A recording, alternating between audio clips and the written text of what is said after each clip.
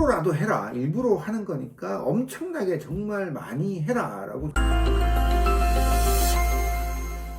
형사사건에서 선고유예를 받은 사례는 굉장히 소수죠. 제가 영상을 통해서 예전부터 선고유예 사례들을 종종 소개해드려 왔었는데 최근 들어 참고할 만한 선고유예 사례가 있어서 정리를 한번 해봤습니다. 세 가지 사건인데요. 두 건의 강제추행죄 사건, 나머지 한 건은 폭행죄 사건입니다. 선고유예를 희망하는 피고인들은 관련 참고 자료들이 많이 없기 때문에 유사한 취지의 재판을 준비하는 분들에겐 참고할 부분이 많을 것 같습니다. 같이 한번 보시죠. 우선 A사건은 얼마 전에 이 판결이 있었기 때문에 소개해드리지 않았던 사례이고 실제 저희가 수행했던 사건입니다. 사건 개요부터 한번 보시죠.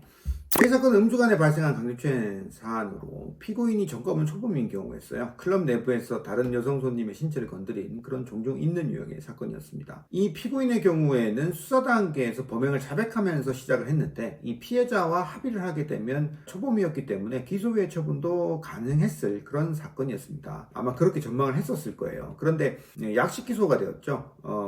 얼마? 500만 원이었습니다. 벌금 500만 원이었고 실제 약식 명령도 약식 기소된 그대로 벌금 500만 원이 선고가 되었었습니다. 이분 같은 경우에는 약식 기소가 된 이후에 이제 저를 찾아오시는 그런 케이스였고 정식 재판 청구부터 제가 도와드렸던 사건입니다. 기소유예를 희망하다가 잘 안 되어서 이렇게 찾아오는 상담하러 오시는 분들이 굉장히 많으세요. 선고유예를 희망을 해서 그러는 거죠. 그런데 이제 이 선고유예라는 것이 이 기소유예보다 분명 더 어렵죠. 어쨌든 그래서 왜 불기소 처분을 받지 못했나 살펴보니까 문제는 간단했습니다. 피해자하고 합의가 안 됐던 거예요. 근데 이 A 피고인은 실은 수사 단계에서 이미 변호사가 선임이 되어 있었었고요. 이 변호사님이 수사 단계에서 합의를 시도를 하기는 했었더라고요. 그런데 왜 합의가 안 되었나? 당시 수사 단계 변호사님은 합의금을 좀 조정을 해보겠다고 시간을 좀 질질 끌기도 했던 것 같고 이 피해자가 요구하는 것들이 좀 있었는데 그런 것들을 좀 미적거리다가 그만 합의가 이제 불발이 된 거죠. 그 사이에 이제 검사가 약식 기소를 했던 거고요. 참 안타까운 겁니다. 물론 합의 과정에서 피고인이 이 피해자하고 직접 소통을 하지를 못하다 보니까 중간에 변호인에게 의지를 해가지고 변호인의 말을 그대로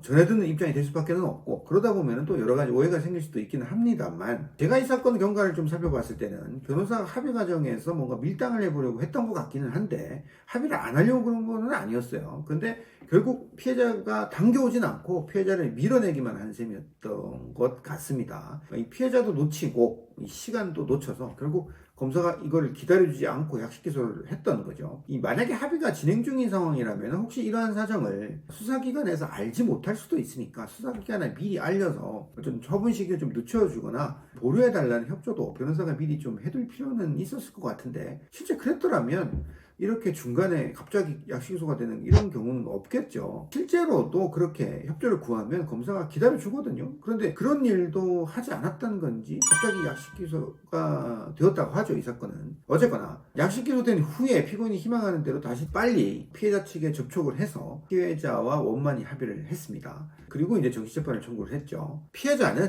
예상하다시피 제가 예상은 했는데 이 수사 단계보다 조금 더 높은 합의금을 요구를 했었습니다. 저는 일단 합의금을 조정하자는 이런 부탁을 하지 말고 피해자가 원하는 대로 그대로 수락해서 합의를 하자고 이제 이 피고인분에게 조언을 해드렸고 피고인분도 이에 이제 흔쾌히 동의를 해서 결국 합의가 비교적 신속하게 이루어질 수 있었습니다. 합의금은 얼마였을까요? 1,500만 원이었습니다. 수사 단계에서 피해자분이 요구했던 금액은 1,000만 원이었죠. 이거를 이제 그 당시 수사 단계 변호사님이 이제 조정을 해보려고 이렇게 저렇게 했던 거고요. 자, 이렇게 되고 나니까 진작 할 걸. 이런 생각이 드실 수밖에 없잖아요. 결국 합의금 조정하려다가 실패하고 기소유예 기회도 또 치고 합의금은 더 들고 안 받아도 될 재판을 받게 되고 이렇게 될 수 있다는 거예요. 이 사건 합의금은 더 높아지게 되었지만은 어쨌거나 합의를 하기는 했습니다. 그럼 다행인 건데 만약 이 피해자분이 수사 단계에서 합의가 불발이 된 데 대해서 더 감정이 상해가지고 합의를 계속해서 거절을 했더라면은 어땠을까요? 더욱더 상황이 악화될 수도 있었던 거죠. 합의는 신중히 항상 해야 되지만 무리하게 합의금을 깎는다거나 조정을 하면은 이렇게 예상하지 못하는 결과를 초래할 수 있다는 점도 꼭 유념해야 할 것 같습니다. 합의의 기회가 있다면 놓치면 안 되겠죠. 바로 이런 부분 알려드리기 위해서 이 사건 소개해드리고 있습니다. 자, 이렇게 합의를 했으니까 넉넉하게 선고유예를 받을 수 있는 거냐? 정답은 아니죠. 선고를 유예를 하는 거는 극히 드문 경우이기 때문에 이 정식재판 청구 이후에 최대한 많은 양형 자료들을 통해서 양형에 참작할 수 있는 사유들을 적극 주장해서 반영될 수 수 있도록 해야 합니다. 이건 피고인이 가진 어떤 개인적인 사정이나 사유를 또 충분히 들어보고 주장할 수 있는 내용인지 아닌지 충분히 고민도 하고 또 그러한 사정을 어떤 자료로 드러낼 것인지 여부가 또 중요하겠죠. 기본적으로 이 피고인은 수사 단계에서 기소유예를 받고자 희망을 했었기 때문에 반성문이나 탄원서 같은 양형 자료들은 많이 제출을 했던 상태였습니다. 상담을 해보니까 피고인이 해외에 어떤 적을 두고 있는 그런 분이셨고 해외 취업을 또 목표로 하고 있었는데 알려진 바와 같이 뭐 해외 거주라든지 취업 과정에서 일부 국가의 경우에는 이 성범죄 이력이 있으면 비자 발급이 제한될 수 있는 경우가 생기죠. 비자 발급이 되더라도 성범죄자가 해외에 체류하게 되는 경우에 어떤 주거지 제한이라든지 취업 제한 조치라든지 신상 정보가 등록된다거나 운전면허에 낙인이 기재된다는 등의 어떤 일상생활에 지장을 초래하는 해외 법령과 사례들도 분명 있거든요. 이런 것들을 상당히 많이 찾아서 주장을 했었습니다. 자료를 제출을 했죠. 이런 세세한 부분들은 판사님 또 잘 모르시거든요. 그래서 찾아서 제출해서 보여드려야 됩니다. 또 추가적으로 피고인은 봉사활동을 또 스스로 하거나 심리검사도 받았고 이를 토대로 자숙하고 반성한다. 또 재발 방지를 위해서 노력 중이다. 라는 부분을 최대한 어필을 하려고 노력을 했었습니다. 이건 또 제가 첨언을 한 그런 부분인데 과거에 이제 어린 시절부터 노력해왔던 것들이 많았어요. 이것들을 자료화해서 제출을 또 했고요. 또 자기 분야에서 굉장히 이제 두각을 드러내기 시작한 어떤 그런 좀 청년이었거든요. 우리 사회에서 충분히 이바지할 수 있는 그런 어떤 건전한 구성원으로 성장을 할 것이다. 라는 변호인이 바라본 어떤 그런 의견도 좀 제출을 했습니다. 이런 겉으로 드러나지 않는 사정들은 판사님께 충분히 어필이 될 수 있도록 설명을 또 잘 해야겠죠. 자, 어렵고 뭐가 많죠. 수사 단계에서 합의의 기회를 놓쳤던 이 사건 재판 청구 후에 다행히 이렇게 선고유예를 받을 수가 있었습니다. 또 선고유예 이후에 검사의 항소도 없었기 때문에 1심 판결로 끝 확정되어서 잘 마무리될 수가 있었죠. A 사건에서 우리는 합의 과정에서 무리한 밀당은 이를 그칠 수 있다는 점, 합의 과정이 진행 중이라면 반드시 이것을 미리 사전에 수사기관에 알려서 경과를 또 알려주고 협조를 하는 것이 좋다는 점, 약식 기소 이후에 합의한 경우에도 정식재판 청구를 통해서 선고유예가 가능했다는 점, 피고인의 개인적인 양형사유, 예를 들면 해외 체류 시의 불이익 같은 것들도 주장을 해서 선고의 가능성을 높여볼 수 있다는 점을 다시 한번 짚고 넘어갑니다. 다음 강제추행 사건 볼까요? B 사건입니다. 이건 A 사건보다 시기상 그 이전에 있었던 사건인데 역시 처음 소개해드린 사건입니다. 이 사건은 다소 독특한 면은 뭐냐면 항소심에서 선고유예를 받았던 사건이라는 점이에요. 우선 사건 개요부터 한번 볼까요? 제명은 강제추행입니다. A 사건과 유사해요. 범죄 사실 보면 역시 술에 취해서 엉덩이 만진 건 똑같은데 장소가 길거리죠. 길거리에서 발생한 강제추행 사건 유형이죠. 역시 종종 있는 유형이고요. 이 사건 피고인도 초범이에요. B 사건 피고인은 약식명령의 정식전파 청구를 했었고 기왕의 1심 단계에서 벌금형이 선고된 이후에 이제 항소심 단계를 준비하기 위해서 이제 저를 찾아오셨던 그런 케이스입니다. 수사 단계, 1심 단계 모두 다른 변호사가 선임이 되어 있었고요. 그런데 이 사건 특이한 것이 있었는데 1심에서 합의를 이미 했다는 겁니다. 특이한 만큼 또 어려운 부분이기도 하죠. 우리가 수사 단계에서 합의를 못하면 기소유예 처분을 기대하기 어렵다는 점은 아실 텐데 이 정식재판 청구 이후에 1심 단계에서 합의가 이루어졌고 이러한 사정 변경은 상당히 유리한 양형 사유임은 분명하죠. 그럼에도 1심에서는 당초 약식령 명령보다 100만 원 정도 감형해 주는데 그친 거죠.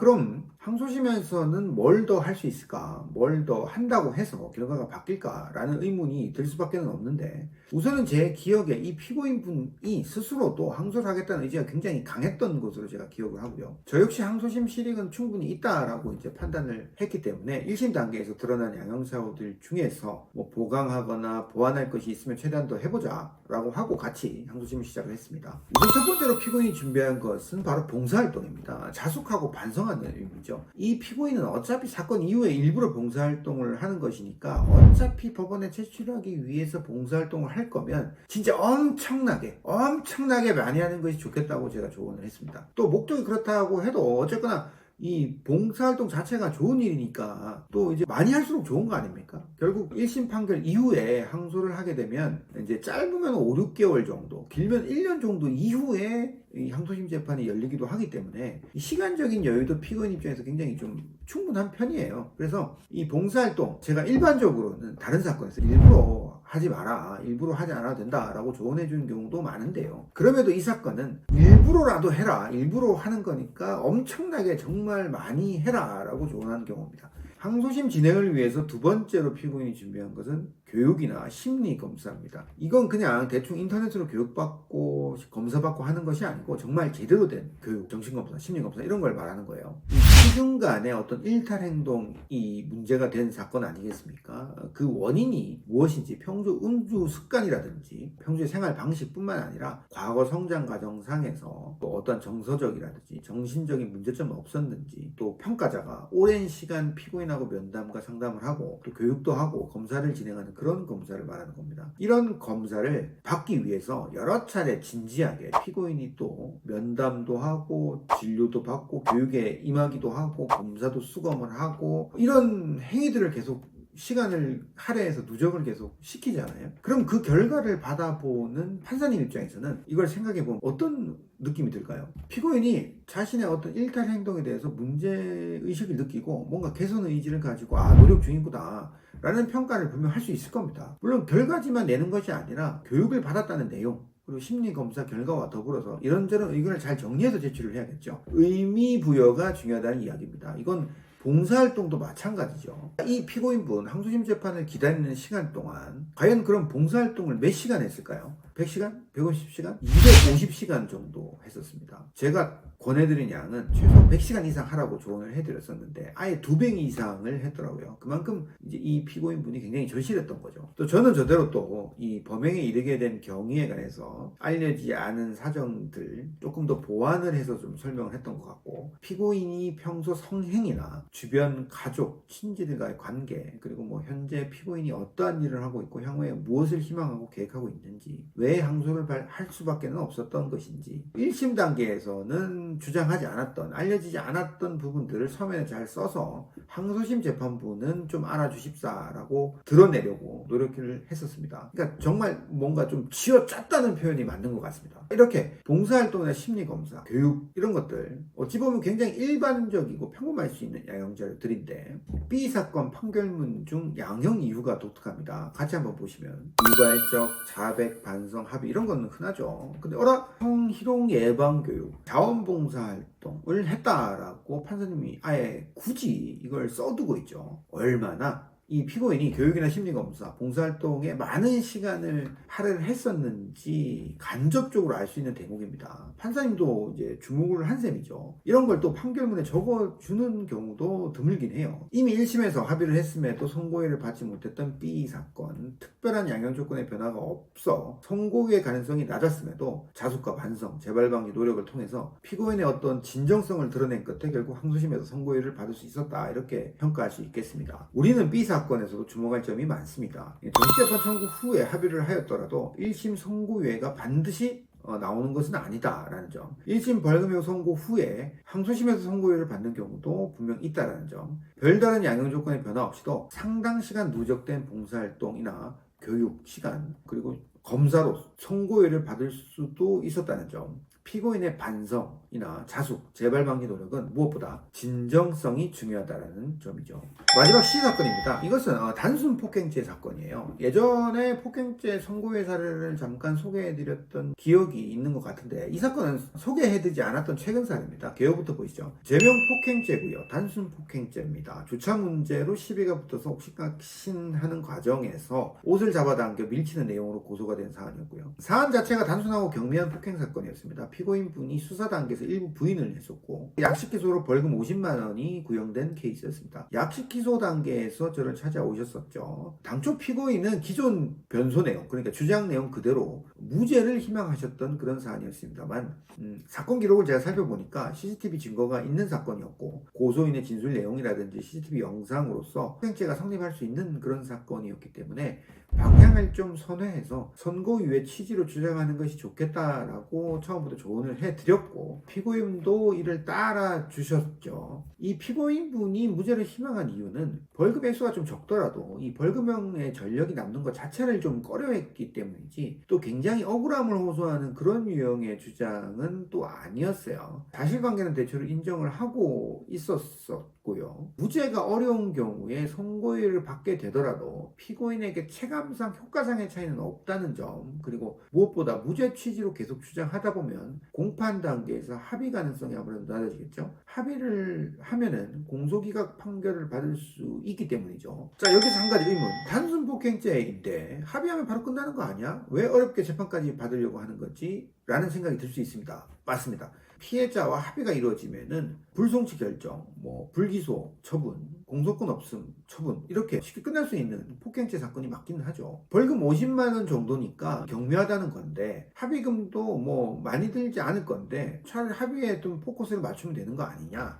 그 말도 당연히 맞습니다. 그런데 왜 합의를 안 받느냐? 못 본 거죠. 아니, 피해자가 합의 의사가 없는데 어떻게 합의를 보겠습니까? 피해자분이 합의할 마음이 없으면 합의를 못 하는 겁니다. 아무리 노력해도요. 완강히 거부하는 피해자분들 분명히 있습니다. 정치재판 청구 이후에 재판관에서 제가 피해자 의사를 재차 또 확인을 해보지 않았겠습니까? 피해자는 예상처럼 완강히 합의를 계속 거절하셨었고요. 그래서 이 차선책으로 피해자의 피해 회복에 좀 더 초점을 맞춰보자. 그래서 공탁을 하기로 했죠. 저는 공탁금으로 이 피고인분에게 어느 정도 적정한 선을 제시를 해드렸어야 했습니다. 그래서 고민 끝에 벌금 액수의 최소 2배 내지 최대 4배 정도의 금액을 제안을 해드렸고, 피고인분에게 그 범위 내에서 선택을 하시라고 말씀을 드렸었죠. 피고인분은 최대치 4배, 그러니까 200만 원을 공탁을 하겠다고 말씀을 하셨습니다. 그래서 실제로 200만 원을 공탁을 했고요. 물론 수사 단계에서 일부 부인했던 사정들은 모두 철회를 했고, 이제 번의해서 범죄 사실에 대해서 다툼 없이 인정하는 것으로 방향을 선회하기도 했죠. 이 부분도 굉장히 주요했다고 생각을 합니다. 또 이 피고인분 역시 해외 출장이라든지 체류가 잦은 직업 특성상 전과 기록과 같은 불이익이, 해외 여행이나 해외 체류 중에 어떤 예상치 못한 불이익이 있을 수 있다는 점을 또 정리해서 재판부에 의견을 전달하기도 했습니다. 이것은 앞서 살펴본 B 사건과 대체로 비슷한 면이 있기는 했죠. 그 결과 다행히 선고유예가 나올 수 있었고요. 벌금형 전가가 남을 수도 있었던 이 사건, 다행히 정시재판 청구를 통해서 변소 방향을 정리하고 피해 회복 노력을 통해서 선고유예를 받았던 셈이죠. 판결 이유 한번 같이 볼까요? 보시면은 유예하는 형에서 벌금 50만 원이라고 되어 있는데, 이것은 이제 아까 약식 명령상의 벌금 액수와 같고요. 그 다음 아래 이유가 중요하죠. 인정하고 반성하고 있다, 처범이 있다, 200만 원 공탁하였다는 점 참작해서 선고유예 한다 되어 있음을 알 수가 있습니다. 시사건을 통해서 우리가 알 수 있는 부분은요, 객관적으로 경미한 벌금형 사건이라도 피고인 주관적으로는 중할 수 있다는 점이죠. 수사 단계에서 비록 부인을 했더라도 정치재판 청구 후에 인정하에도 선고유예를 받을 수 있었다는 점, 폭행죄 사건 합의가 어렵다면 정치재판 청구를 통해서 공탁하는 방법으로 선고유예를 받을 수도 있었다는 점, 피고인의 인정과 반성은 선처를 받는 데 있어 언제나 중요하다는 점 알 수가 있습니다. 강제추행 사건 2건과 폭행 사건 1건, 총 3건의 사건 선고유예를 어떻게 받을 수 있었는지에 대해서 하나씩 살펴봤습니다. 이 선고유예는 원칙적인 것이 아니라 굉장히 예외적인 것이니까 합의나 공탁만으로 분명히 해결될 수 없다는 것도 꼭 유념했으면 좋겠고요. 마지막으로 팁을 드리면, 이 피고인이 준비할 수 있는 객관적인 양형자료 뿐만 아니라 혐의를 인정하는지, 인정하더라도 어떻게 인정하고 있는 것인지, 사건에 대해서 얼마나 진지하게 임해왔고 반성해왔는지, 앞으로 재범 방지를 위해서 어떻게 노력을 할 것인지, 재범 가능성은 얼마나 낮은지, 사건 경위면에서 참작하여달라고 호소할 만한 부분은 없는지, 피해자와 왜 합의가 되지 않았는지 설명할 부분은 없는지, 피고인이 왜 형사처벌을 받으면 안 되는 것인지, 또 왜 선고유예를 희망하고 있는 것인지, 이런 부분들을 잘 설명하는 것도 굉장히 중요할 것 같습니다. 변호인이 없는 피고인들도 앞서 설명드린 이런 부분들에 대해서 어떠한 형식으로라도 재판부에 정리해서 제출할 필요가 있겠습니다. 선고유예는 피고인이 끝까지 최대한 노력하는 것이 유일한 방법입니다.